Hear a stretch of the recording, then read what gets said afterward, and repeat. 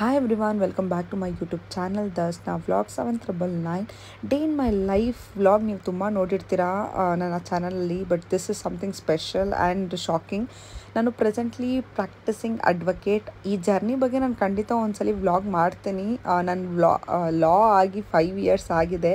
So ಆ journey ಬಗ್ಗೆ ಹೇಳ್ತೀನಿ. ಇವತ್ತು as a practising advocate day ಹೇಗಿರುತ್ತೆ ಅನ್ನೋದನ್ನ ನಾನು ತೋರಿಸ್ಕೊಡ್ತೀನಿ. ಕ್ವಿಕ್ಕಾಗಿ ರೆಡಿಯಾಗಿ ಬ್ರೇಕ್ಫಾಸ್ಟ್ ಮಾಡಿಕೊಂಡೆ. ಸ್ವಲ್ಪ ಅನ್ಈಸಿಯಾಗಿದ್ದರಿಂದ ನಾನು ಬ್ರೆಡ್ಡು ಮತ್ತು ಟೀ ಕುಡಿದೆ. ಔಟ್ಫಿಟ್ ಬಗ್ಗೆ ಹೇಳಬೇಕು ಅಂದರೆ ನಮ್ಮ ಕರ್ನಾಟಕದಲ್ಲಿ ಟ್ರೆಡಿಷ್ನಲ್ ಅಥವಾ ಫಾರ್ಮಲ್ಸ್ ಗರ್ಲ್ಸ್ಗೆ ಅಲೌ ಮಾಡ್ತಾರೆ. ಸೊ ನಾನು ಕುರ್ತಾ ಹಾಕ್ಕೊಂಡಿದ್ದೀನಿ.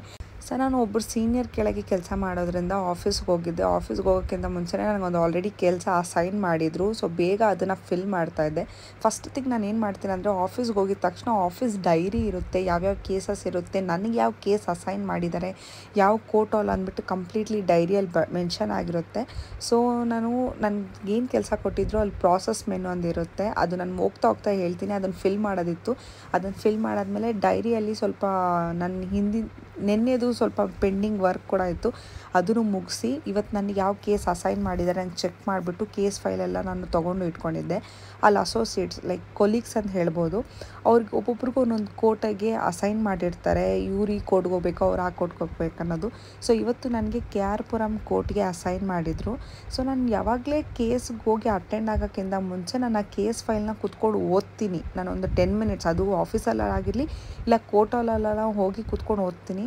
ಯಾಕಂದರೆ ನಾನು ಸ್ಟಾರ್ಟಿಂಗಿಂದ ಆ ಕೇಸ್ನ ನನಗೆ ಗೊತ್ತಿಲ್ಲ, ಫಾಲೋ ಮಾಡಿಲ್ಲ. ಸೊ ಸಡನ್ನಾಗಿ ನನಗೆ ಆ ಕೇಸ್ ಕೊಟ್ಟಾಗ ಅದ್ರ ಬಗ್ಗೆ ಏನು ಯಾವ ಥರ ಡೀಟೇಲ್ಸ್ ಇದೆ ಒಂದು ಬ್ರೀಫಾಗಿ ಗೊತ್ತಿರಬೇಕಲ್ವಾ.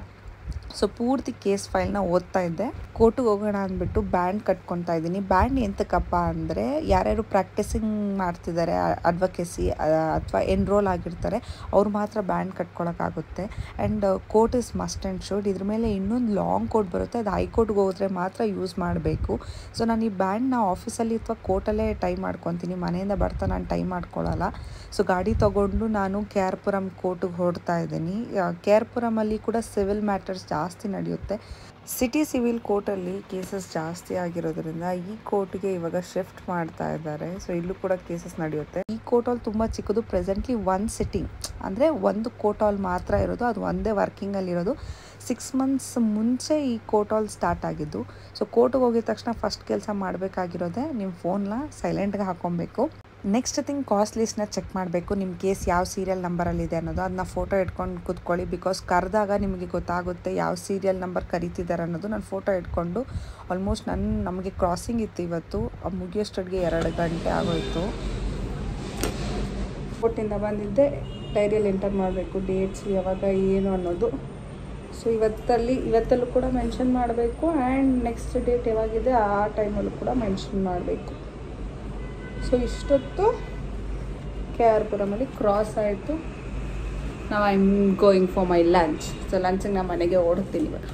ಬಾಯ್, ಶ್ಯೂ ನೆಕ್ಸ್ಟ್. ನನ್ನ ಲಂಚ್ ಆಯಿತು. ಫ್ರೂಟ್ ತಿಂತಾ ಇದ್ದೀನಿ. I was so hungry. ನಾನು ವ್ಲಾಗ್ ಮಾಡೋಕ್ಕಾಗಿಲ್ಲ. I am sorry. ಲಂಚ್ ಆಗಿದ ತಕ್ಷಣ ಆಫೀಸಿಗೆ ಬಂದು ನಾಳೆ ಏನೇನು ಕೇಸಸ್ ಇದೆ ಅದೆಲ್ಲ ಫೈಲ್ನ ಟೇಬಲ್ ಮೇಲೆ ಅರೇಂಜ್ ಮಾಡ್ಕೊಂಡಿದ್ದೆ. ನನಗೆ ಆಲ್ರೆಡಿ ಹೇಳಿದ್ರು ನಾಳೆ ಯಾವ ಕೇಸ್ನ ನಾನು ಅಟೆಂಡ್ ಮಾಡ್ತಾ ಇದ್ದೀನಿ, ಎಲ್ಲಿ ಹೋಗ್ತಾ ಇದ್ದೀನಿ ಅನ್ನೋದು. ಸೊ ನಾನು ನೆಕ್ಸ್ಟ್ ಡೇ ಮೇಯಾಲ್ಗೆ ಹೋಗೋದ್ರಿಂದ ಮೇಯಾಲ್ದು ಏನೇನು ಕೇಸಸ್ ಇತ್ತೋ ಅದೆಲ್ಲ ಅರೇಂಜ್ ಮಾಡಿಕೊಂಡು ಇವಾಗ ನಾನು ನಿಮಗೆ ಈ ಕೋರ್ಟ್ ಫೋನಲ್ಲಿ ಈ ಕೋರ್ಟ್ನ ಹೇಗೆ ಯೂಸ್ ಮಾಡೋದು, ಲೈಕ್ ನಮ್ಮ ಕೇಸಸ್ ಎಲ್ಲ ಇರುತ್ತಲ್ವ, ಆ ಕೇಸಸ್ಸು ಯಾವ ಟೈಮಲ್ಲಿದೆ, ಏನು ಸ್ಟೇಜ್ ಇದೆ, ಪ್ರತಿಯೊಂದು ಕೂಡ ಇವಾಗ ಆ್ಯಪ್ ಮೂಲಕ ಮೆನ್ಷನ್ ಮಾಡಿರ್ತಾರೆ.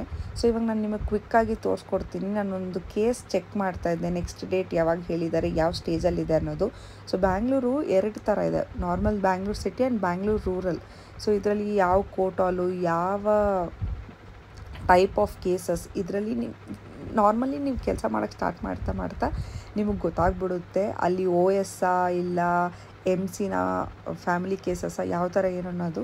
ನೆಕ್ಸ್ಟು ಕೇಸ್ ನಂಬರ್ನ ಮೆನ್ಷನ್ ಮಾಡಬೇಕು. ಆ್ಯಂಡ್ ನೆಕ್ಸ್ಟ್ ಯಾವ ಇಯರು ಅನ್ನೋದು ಅಲ್ಲಿ ಗೋ ಅಂತ ಕ್ಲಿಕ್ ಮಾಡಿದ ತಕ್ಷಣ ಅಲ್ಲಿ ನಿಮಗೆ ಮೆನ್ಷನ್ ಆಗುತ್ತೆ. ಅಲ್ಲಿ ನಿಮ್ಮ present date, hearing date, next hearing ಯಾವಾಗ, ಅದು ಯಾವ ಸ್ಟೇಜಲ್ಲಿದೆ, ಯಾರು ಅಡ್ವೊಕೇಟ್ಸ್ ಅವ್ರಿಗೆ ಪೂರ್ತಿ ಡೀಟೇಲ್ಸ್ ಎಲ್ಲ ಈ ಕೋರ್ಟ್ ಆ್ಯಪಲ್ಲಿ ಮೆನ್ಷನ್ ಆಗಿರುತ್ತೆ. ಯಾವ ಅಂಡರ್ ಸೆಕ್ಷನಲ್ಲಿ ಯಾವ ಆ್ಯಕ್ಟಲ್ಲಿ ಅವರು ಕೇಸ್ ಫೈಲ್ ಮಾಡಿದ್ದಾರೆ ಅನ್ನೋದು. ಸೊ ಕೆಲಸ ಎಲ್ಲ ಮುಗಿಸ್ಕೊಂಡು ಆಗೋಯ್ತು 6:37, ಆಲ್ಮೋಸ್ಟ್ 6:30 ಅಂದ್ಕೊಳ್ತೀನಿ ನಾನು. ಅಲ್ಲಿಂದ ನಮ್ಮ ಮನೆಗೆ ಹೊರಡೋಕ್ಕೆ ಸ್ಟಾರ್ಟ್ ಮಾಡಿದೆ. ರೋಡಲ್ಲಿ ನಿಂತ್ಕೊಂಡು ಆ್ಯಕ್ಚುಲಿ ವ್ಲಾಗ್ ಮಾಡ್ತಿದ್ದೆ, ಭಯ ಆಯಿತು ಸ್ಟಾಪ್ ಮಾಡಿ ಮನೆಗೆ ಹೊರಟೆ. ಮನೆಗೆ ಬರೋದು ಖುಷಿನೋ ಖುಷಿ. ಒಂದು 2 ಆಮ್ಲೆಟ್ ಹಾಕ್ಕೊಂಡು ಇಡ್ಲಿ ಕಡೆ ಮೂವಿ ನೆಟ್ಫ್ಲಿಕ್ಸಲ್ಲಿ ಬಿಟ್ಟಿದ್ದಾರೆ. ಸೊ ಫಿಲಮ್ನ ನೋಡ್ಕೊಂಡು ಫಾರ್ ಟುಡೇ ನೈಟ್. ಇಲ್ಲಿ ನೋಡಿ ನಮ್ಮ ಲಕ್ಷ್ಮಣ್, ಎಷ್ಟು ದಿನ ಆಯಿತು ನಾನು ನಮ್ಮ ಸ್ಟ್ರೀಟ್ ಡಾಗ್ಸ್ನ ತೋರಿಸಿ. ಲಕ್ಷ್ಮಣ್ ಬೈಲಿ. ಲಕ್ಷ್ಮಣ್ ನೋಡಿ ಮರ್ಯಾದೆನೇ ಇಲ್ಲ, ಬಿಸ್ಕೆಟ್ ಹಾಕೋ ತನಕ ಅಷ್ಟೇ ಮರ್ಯಾದೆ ಕೊಡ್ತಾನೆ, ಅದಾದ್ಮೇಲೆ ಮರ್ಯಾದೆನೇ ಇಲ್ಲ. ಲಕ್ಷ್ಮಣ್ ಬೈಲಿ, ಬಾ ಬೈಲಿ. ಇವನಿಗೂ ಗೊತ್ತಾಗ್ಬಿಟ್ಟೈತೆ ನಾನು ಕ್ಯಾಮ್ರಾ ತೋರಿಸ್ತಾ ಇದ್ದೀನಿ. ಬರ ಇಲ್ಲಿ, ಬೈಲಿ ಬಾಯ್ಲಿ ಲಕ್ಷ್ಮಣ್. ಬಂದ್ಬಿಟ್ಟ. ಬಂದ ತಿರ್ಸ್ಕೊಂಡು ಹೋಗ್ತಾನೆ. Okay, so yes, I hope ನಿಮಗೆ day in my life vlog ಇಷ್ಟ ಆಗಿದೆ ಅನ್ಕೊತೀನಿ. ಇದೇ ಥರ ಡೈಲಿ ಇಲ್ಲ, ಇದೇ ಥರ ಹೊಸ ಕಾಂಟೆಂಟ್ ಮೂಲಕ ವ್ಲಾಗ್ಸ್ ಮಾಡ್ತಾ ಇರ್ತೀನಿ. Keep supporting. Bye everyone. ಶುಭರಾತ್ರಿ.